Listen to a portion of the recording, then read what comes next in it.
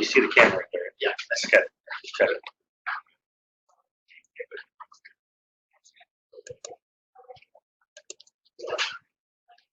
Okay, you're good.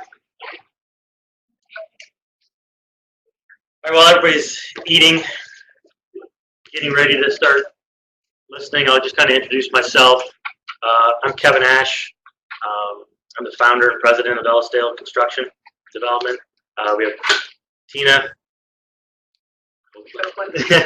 Copeland and Reza. They're with Ellisdale also. Appreciate everybody coming in today.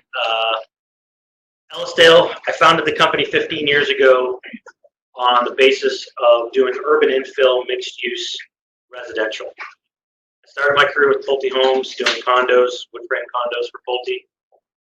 From there, I went over to Clark Realty. I was one of the original 5 employees at Clark Realty Builders, building garden-style apartments. And then I moved on to Lincoln Property Company to run the Northeast. Again, building wood frame apartments. Built the first Texas donut in the Mid-Atlantic at Reserve at Potomac Yards. So my whole career was all based on wood frame, mostly mixed-use construction. So when we started it, there were very few construction companies down in DC and urban centers, Baltimore, DC, that really understood wood frame as a complex component of a mixed-use project. And then also we got asked to look at high-rise in small boutique locations. And because of our bearing wall experience, built over 20,000 wood units, I used that knowledge and converted that into bearing wall construction. And some of the first projects we did were 9 stories and 8 stories of light gauge bearing metal. I had heard from lots of clients that the experience in light gauge wasn't great. There were proprietary systems out there that you kind of got locked into. So when I went out to start doing the first light gauge project about 18 years ago, I looked into the components that are used in light gauge. And so we've been executing for the last 15 years high-rise urban infill projects using a non-proprietary, just a methodology of construction, which with today's labor issues that we're dealing with, we've seen it become increasingly more competitive than cast-in-place concrete really in the last 5 years. And we really wanted to show what some of the results are that we've had over the last 5 years to design companies as your clients, the developers that are struggling to bring these projects, into pro forma budgets to get going. And this high-rise light gauge bearing metal is anywhere between $30 and $50 less per square foot than cast in place, as we've seen in regional markets around here. So with that kind of introduction, I'd like to take it over to Tina. We'll play a little video. Ellisdale, we are a general contractor first and foremost, but my partner and I do some development projects. The project that we're going to see here is one of our own developments. It was 133 units at 4th and L Street in Noma, Washington, D.C. It's 10 stories of light gauge over 1 level of retail, transfer deck, and then parking below. And we had built other light gauge projects, but this was interesting because it's the tallest light gauge in DC, and people were questioning it, but ultimately Greystar ended up buying it, one of the largest REITs in the United States. So an institutional buyer came in, and they bought it at the same cap rate as they bought a Kettler deal on K Street. So that showed the market, the development world, the design world, that institutional buyers are looking at light gauge bearing metal as an equal to cast in place from a cap rate standpoint. So there was no disparity between that. So here's a little bit of the execution.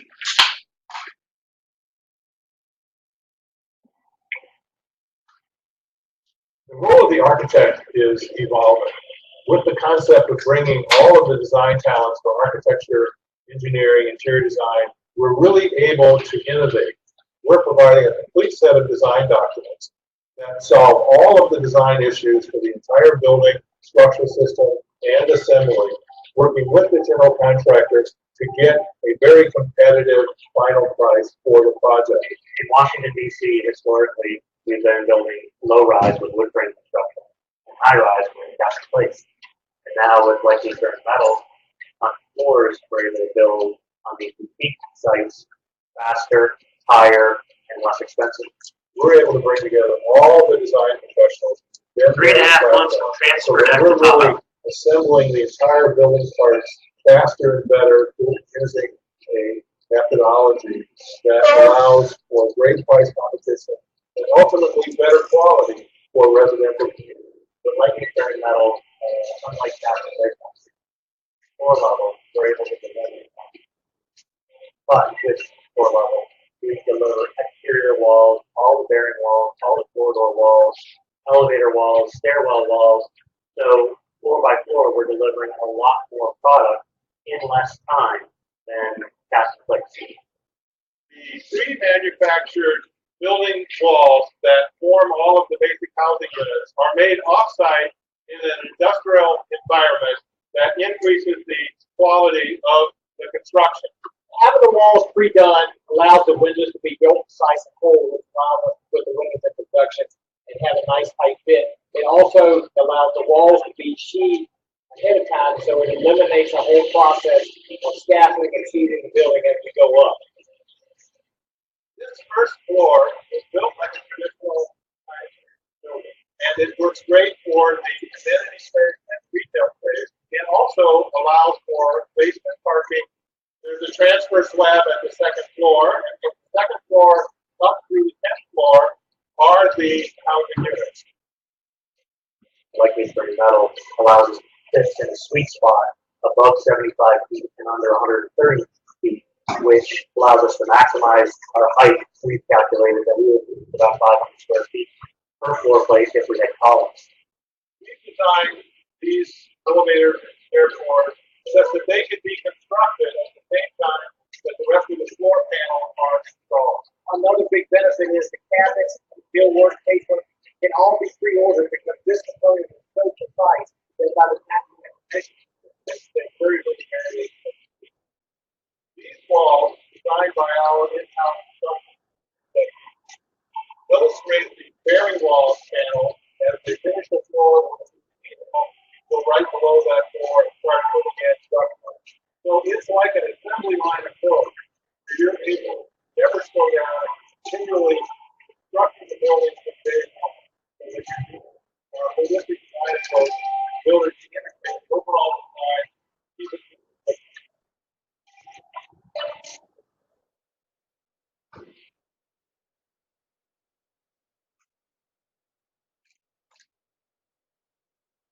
So a couple things to take away from that. One, speed. Again, 3.5 months from transfer deck to top out.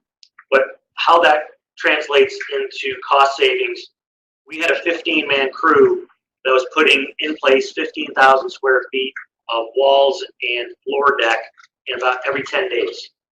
But as I was explaining in the video, this methodology, it's not just columns and floors. The exterior walls come pre-sheathed, so these walls are already sheathed. It's all of your bearing walls, all your corridor walls, all of our stairwell and elevator walls too, so we're not introducing other trades as we're bringing that building up. So it's really two trades. It's a wall panel erector and a concrete guy that's pouring the decking. Even the wall panel guy installs the pour stop all the way around the perimeter. And on that project, we used a composite deck system.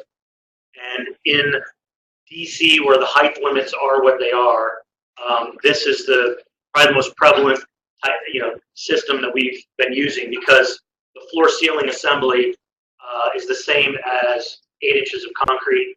So our floor to floor heights are exactly interchangeable with a cast in place project.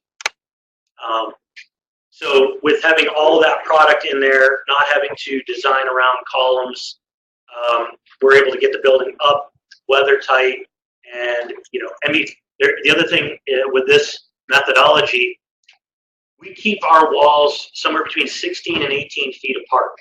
We've found in all the different product types that we work in, whether it's student housing, condominium construction, apartment, student housing, 16 to 18 feet is kind of the longest span, like a living room or a bedroom that we'd have.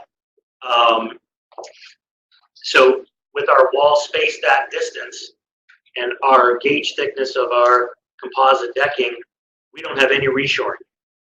So unlike cast in place, where you're reshoring 3 layers below until your breaks are met, we're able to start our MEP trades 2 days after we pour that deck. Pour that deck, we drop below, we strip the bracing, pulling those walls up, and our duct guy can start running trunk line right then and there.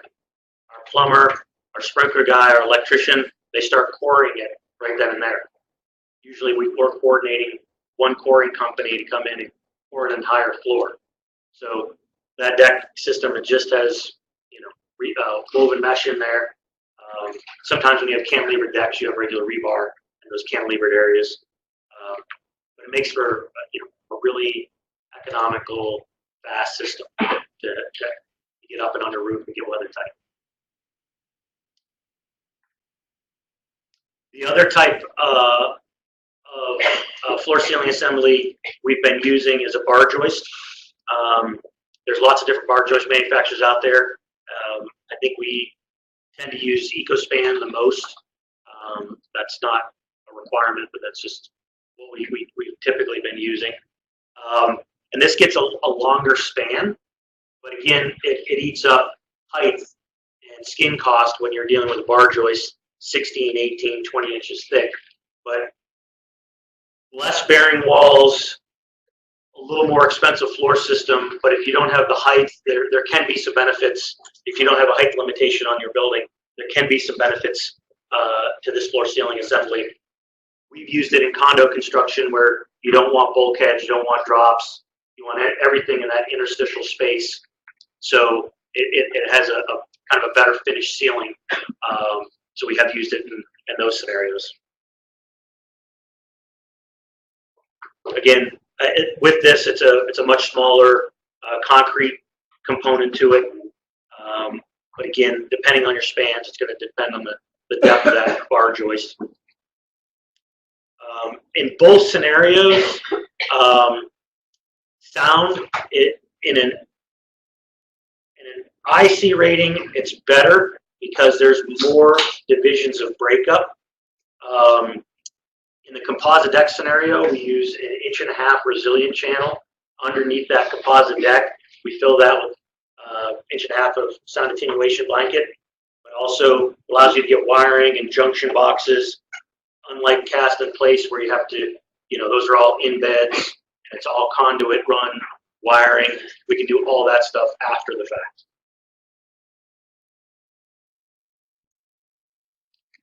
So this graph really kind of depicts, bringing Ellisdale into the equation as early in the process as possible.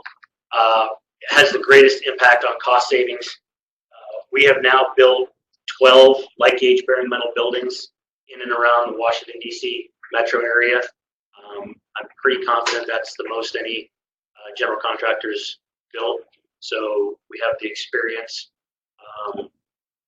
So we've done most of the quantity, the highest, and we just went under contract with Toll Brothers to build the largest light gauge metal project in the DC metro area, kind of the mid-Atlantic. 562 units at Source and Porta. 2 individual 11-story buildings. Both of those are 10 stories and better. But they brought us in right from inception, and we work closely with their architectural firm and their structural engineer, SK&A, all through the process. So it's been about a year in pre-construction services on that project. Does anybody have any questions with any of this methodology? Construction cost. I'm sorry? What is the construction cost? So the most recent project, the Sourcem Quarter project, which it's in there. I'm trying to see. I don't know. I don't remember which page it is. Yeah, Okay, so we're right. Total gross square footage, including retail, garage, and all residential. We're right at 200. It's actually $202 a foot. this is a base rate. I'm sorry. Has different base rates than what you get other things. This is 100% market rate. So there's no affordability component. Yeah, it's a market rate project. But to your point, if you're looking at an affordable housing project, which we do a lot of affordable housing projects, we're talking to several developers now. When you start using wage scale and Davis-Bacon wage scale, Section 3, CBE participation, the more you can manufacture off-site, the more savings you're going to see on-site. So just think of, it would take 50 to 60 form carpenters and rebar busters to deliver 15,000 square feet of floor deck area. We need 15 employees to deliver 15,000 square foot of erection of like age bearing metal and composite deck. So think about the amount of wage scale that's not on the project being burdened, because anything you prefabricate off-site saves the project money. Does that answer your question? Yep. Anything else from a technical standpoint?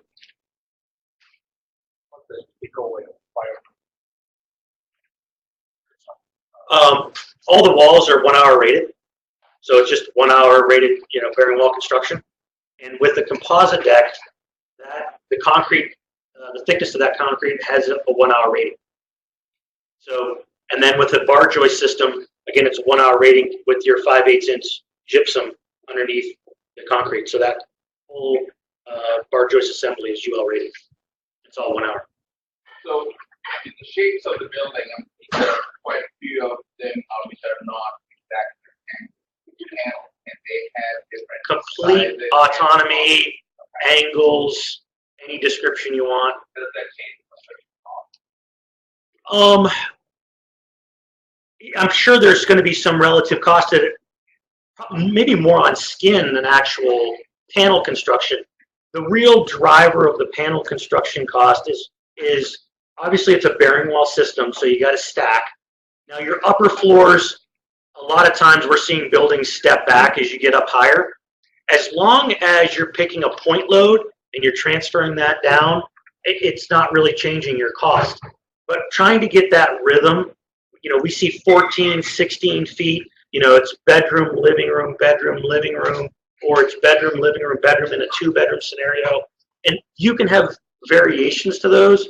Toll Brothers was concerned about that at the beginning because they want enough product diversity, but they want some bigger units up high, but we're still able to stack those bearing walls to where there's no cost difference. So I think it has to do, and again, unlike a cast in place building where you're kind of going to design the envelope, because it's going to be columns, 25-foot grid, you're going to hang the entire skin off of that.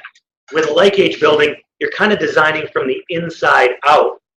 The skin is secondary to your structure. Without saying the name of the competitors, you can have that in your building, whoever they're in their own factory. I'm seeing a lot of different people, and I want to ask you, without saying names, how are you able to save the versus others, but also off-site? I wish there were more general contractors. It's a really good point. I wish there were more general contractors in our area that had the experience that we had to deliver this product in a similar price point as what we are. Because we're constantly getting told there's other competitors, Davis's, Whiting Turners, the Clarks, that aren't giving enough of a reduction to make a difference to change from cast in place to light gauge. I mean, it's a challenge that we're facing, and like I said, We've done more of these buildings than anybody else. We've gone through that learning curve. So I think that it's just, 10 years of advancement. I think the more that we see these, the more that the labor rates continually go up, it's going to force our market to really understand how to put these buildings together. And again, from a design standpoint, it's not, the other difficult part of it is everybody has a little bit of a different nuance on how they want to make some connection details. The wall manufacturers, I've seen some that would rather put another stud in the wall rather than having a 3x6 bearing plate at the top to transfer those loads on that tube steel. So there's little nuances like that where it's not as consistent as our region for the last 75 years has been building cast in place. And I mean, those details are just automatic. So I think that that's another, little resistance to this methodology, here in our marketplace. In the Midwest, in the Southeast, it's very prevalent. It's cast in place. Time is a value. Oh yeah, I mean, we're talking just hard cost savings. When we start sitting down with the developer and they think of interest carry on the back end of the job where it's fully loaded, our general conditions are a little less. We're probably 4 months less on a 24-month long project for Toll Brothers than if it was cast in place. So 4 months of interest carry on a $200 million project is meaningful.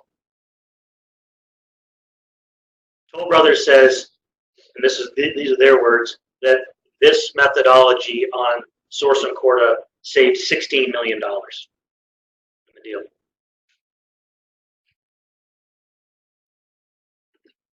What else?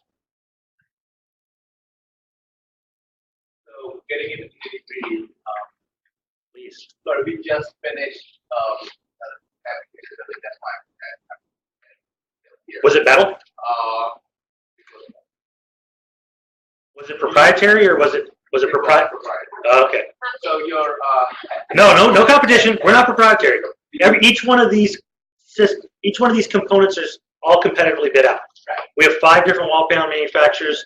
Obviously, the decking you can get anywhere. The bar joist you can get anywhere. There's erectors that will set these wall panels. There's some wall panel manufacturers that only build the wall panels. We would always push for a turnkey scenario, but there's 5 different ones that we bid to for the Toll Brothers project. so a couple of things. One, the plumbing stack. Are there in the wall? Yeah. In the wall. I do see there are some which are holding your bearing walls right now. So that means those walls can't be used. Yeah, so tube steel is the wall panel manufacturer's choice. Whether they want to have a gang of 4 or 5 12-gauge studs or a piece of tube steel. You don't have to fireproof it because it's part of the wall assembly and it's fire rated from the drywall, the gypsum. So we've gone through that scenario where we had to show, local jurisdictions that it's a choice to use 6x6 tube steel rather than 6 ganged up metal studs. Structurally you could do it. So it saves spacing when you're trying to get junction boxes laid out, and other chases and stuff like that. But we do try to get as many of the chases in demising walls. Sometimes we'll only have 1 bearing wall on the unit demising wall, and the next wall over to have dual demising walls is non-load bearing. So we'll put, our plumbing stacks in that. There was a slide that you showed earlier that shows 51 STC. Mm-hmm. Our requirement is 5. However, we also have IXC. Right? Yep. So it's STC 57. The one that you had shown is 51. So the-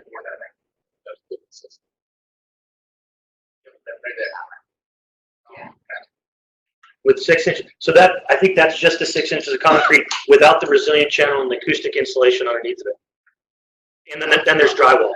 So the whole assembly is 5.5 inches of concrete in your composite deck, and then 1.5 inch resilient channel under it with sound attenuation blanket in there, and then 5/8 inch drywall under it.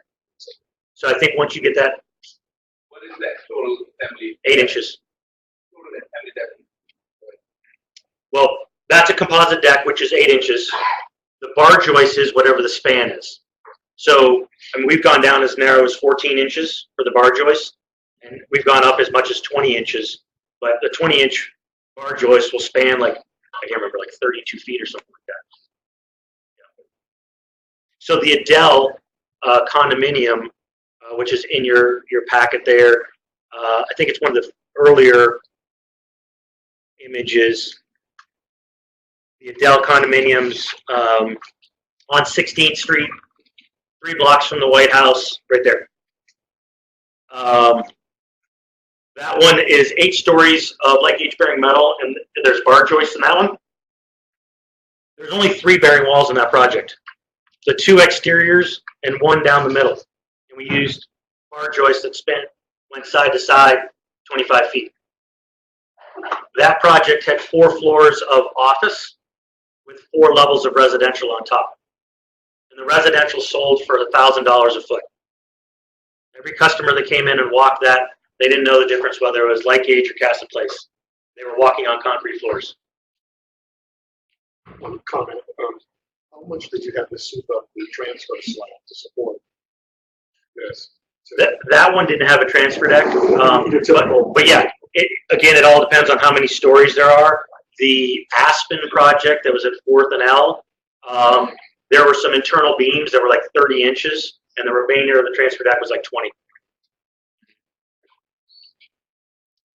So as we talk about light gauge and, you know, kind of my favorite product, wood frame construction, I'd like to kind of turn this conversation over to some scenarios that we're dealing with today, where we're seeing a lot more 5/2 wood frame construction, type 3 over 2 levels of concrete.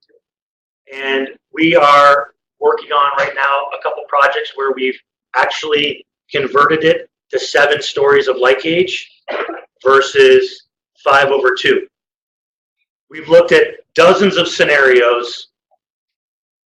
If you have a grocery store anchor or a major retail component on the first floor, it's not advantageous to switch. The wood is still probably less expensive.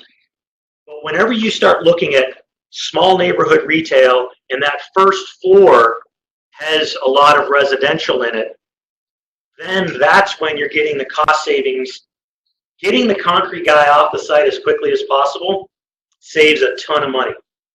We're having to use mid-size and smaller concrete companies to do these, you know, kind of mid-level concrete projects, 1 level below grade, parking, you know, 2 levels of podium construction. So when you start looking at that and you extrapolate out, there's no more of this big transfer deck that you have to deal with across the entire project, and you're stacking the metal prefabricated walls. So just to let you know, there are scenarios that we have seen where metal construction can be less expensive than wood.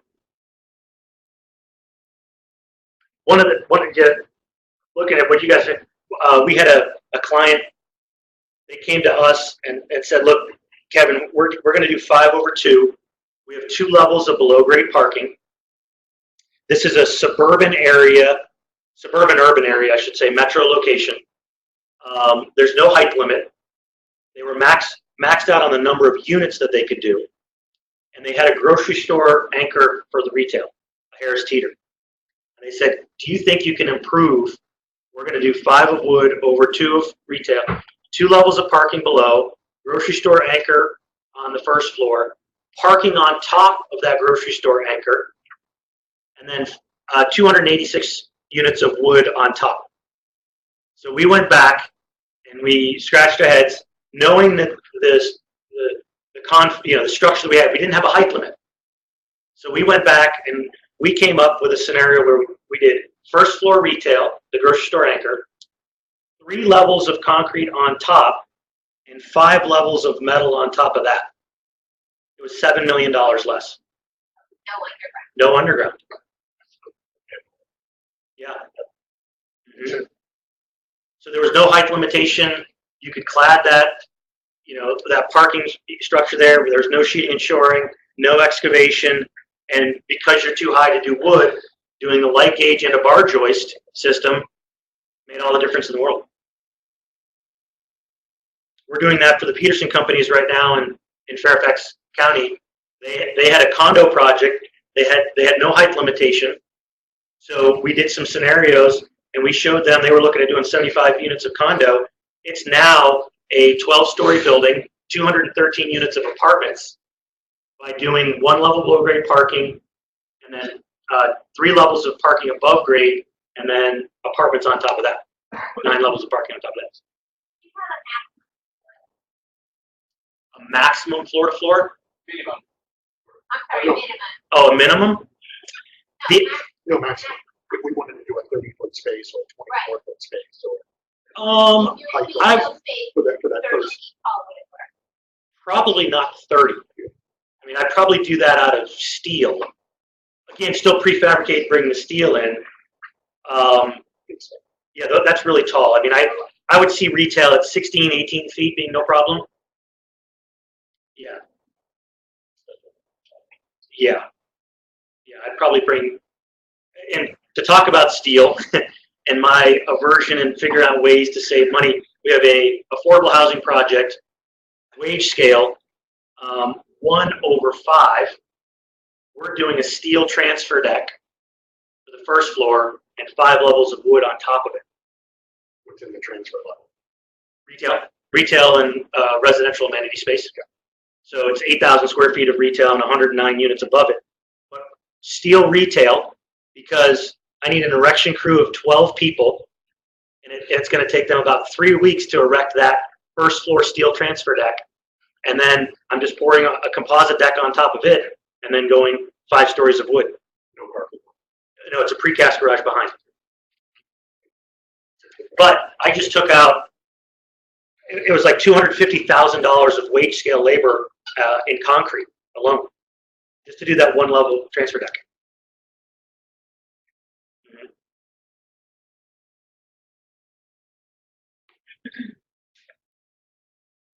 There's some smoke back there. You too, there's like, I smell something. We're trying to do something. It's all a problem. We're solving it right now. Yes. Let's do it. Let's get it done right now. Here's a burning. Yeah. So does your company do the prefabricated panels or do you work with others? Yeah, we're a general contractor. We sub all this out.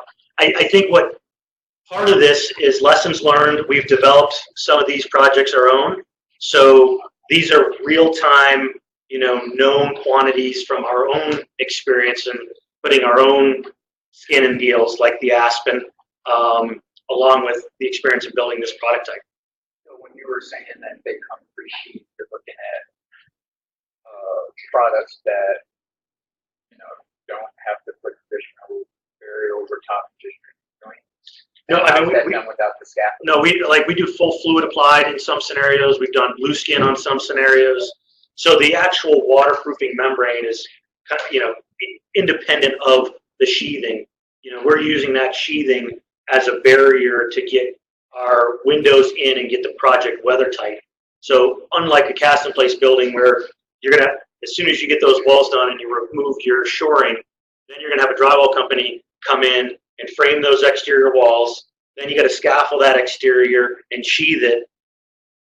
Our walls are coming pre-sheathed. We tip it up, and then our waterproofer is using swing stages from the top down to do the waterproofing. So I don't have any scaffolding costs. The Aspen project, 133 units with 8,000 square feet of retail. We used a mini mobile self-erect crane to build that entire project. That's about $8,000 a month rental cost versus $35,000 for an erected crane.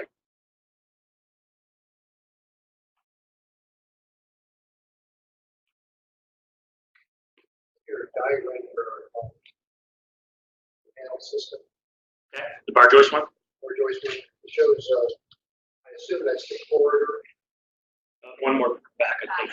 number 10. Yeah, yeah. So in this scenario here, and this is where we're saying there's less bearing wall. You could build a project with a bar joist with less bearing walls by going exterior to corridor, corridor to exterior, and spanning it that way. Versus when you do a composite deck system, you're kind of going perpendicular to your demising walls. Then when you went across the border, It all depends, but I mean, a lot of times you'll use a thinner bar joist and then hang all your corridor, your sprinkler, lines and your trunk lines right off of that, and then frame just a regular ceiling and hang that drywall later.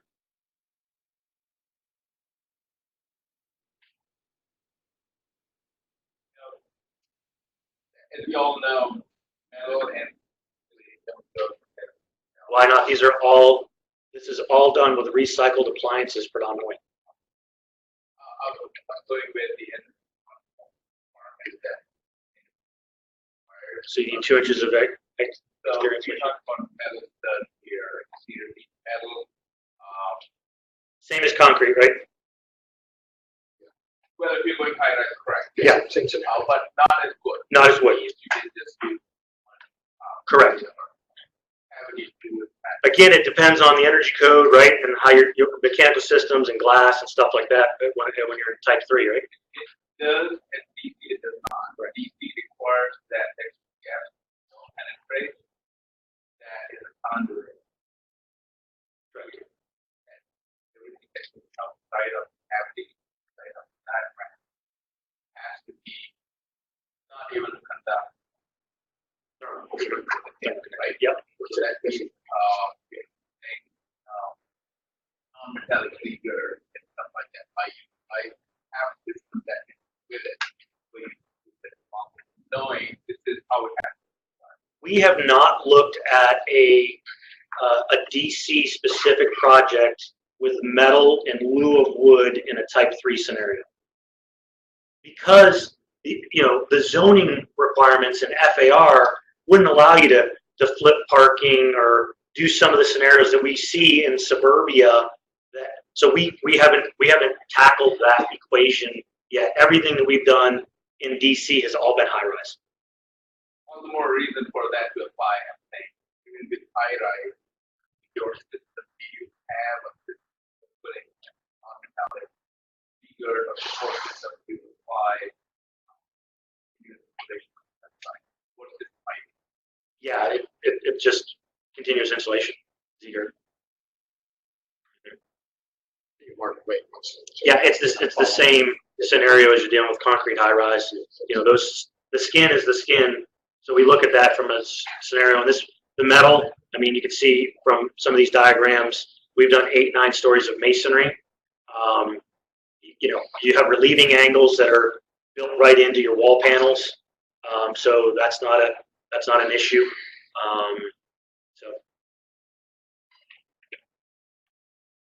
We highly promote flanged windows.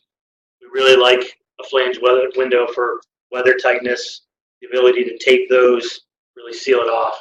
We know some owners and designers like to use bigger, more expansive pieces of glass, but Window manufacturers do usually small systems. we really like Pella and Pervia, the fiberglass window system. They're up to 4 feet wide. We're getting really big spans with them, different colors. Again, it's a flanged product.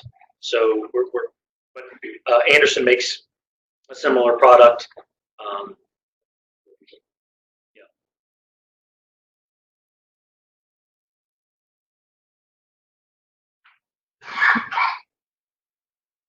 Anything else?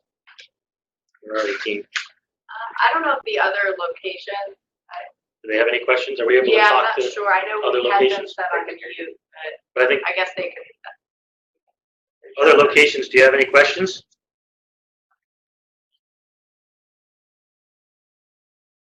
They got their credit, they left. No question. So,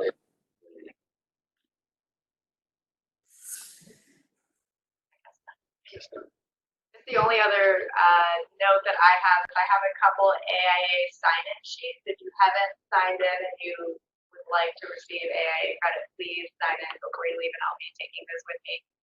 Same for the other locations as well. I'll reach out to my point of contact there to collect that information. Yeah, and as you're meeting with clients, just hopefully this is informative and kind of help shape other discussions that you might have of different ways to approach these fairly complex projects and how to execute them. And hopefully save your clients some money and get a deal to fruition. what you did bring to light is that every scenario is very different. Yeah, Every scenario is its own separate challenge. 100%. And solution. And I preface my cost per square foot on that specific project. I think it's very dangerous as a general contractor to quote any level of specificity on a square foot basis, because as you all know, every single project we're building today is typically a prototype. And they all have different cost components. They all have different parking ratios. They all have different skin materials. They have different finish materials. They have different average per square foot of units or, housing or hospitality. So we really try to steer away from, quoting any cost per square foot. What we do say is 5 stories of wood over 1 level of concrete is the least expensive. If that is X, metal is probably $30 more per square foot. Concrete is $30 to $50 more per square foot from metal. So this metal product is kind of right in the middle, and that's why some scenarios where you're talking type 3 over 2 levels of wood might be the least expensive way to execute that project. But we have seen in the recent past where some of these concrete costs have gone up exponentially for small 2 levels, and especially the cost of that transfer deck when you're doing 5 of wood over it. Eliminating that concrete and eliminating that transfer deck can really help save a lot in the project. Not only in cost, physical cost, but time too. Well, thanks everybody for coming. Hope you enjoyed lunch. Thank you. And let us know if you have any questions. Keep us in mind. We will. Thank you. Thank you. Thanks so much. Very nice product. Thank you. Yeah, yeah, thank you. My business stuff is, Yeah.